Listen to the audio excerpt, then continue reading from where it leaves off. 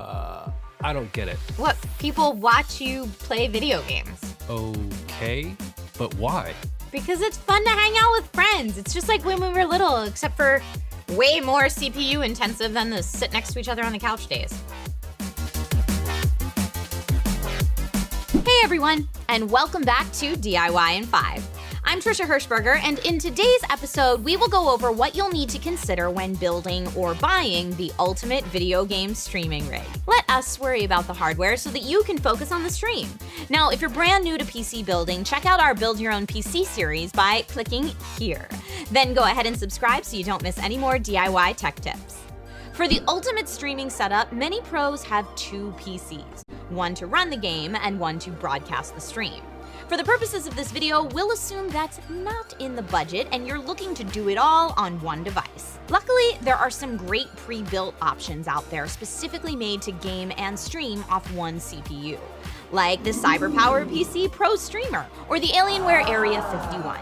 Cramming so much functionality into one case does have its downside, and the main drawback is the price tag.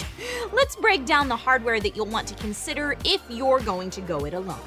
When it comes to streaming, your CPU does most of the heavy lifting. You'll be relying on your processor to encode video, run chatbots, loyalty point notifications, music players, etc.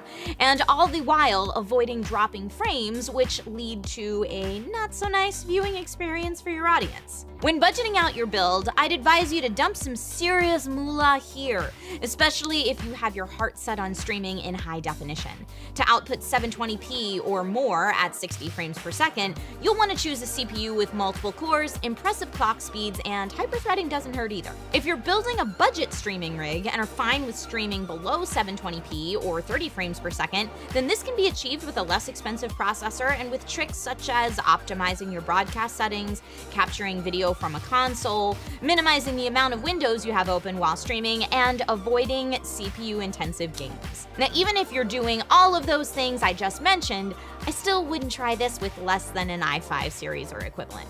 If you're someone who likes to have music players, chat bots, loyalty points, etc., all open in addition to your broadcasting software and the game, then RAM will be another important piece of the puzzle. Most streamers typically use around 4 gigabytes of RAM while streaming, so I'd put at least 8 gigabytes on your priority list. If that's not in the budget, then 86 the Spotify, Discord, Streamlabs, Nightbot, or whatever else you like to run with to avoid stream stutter.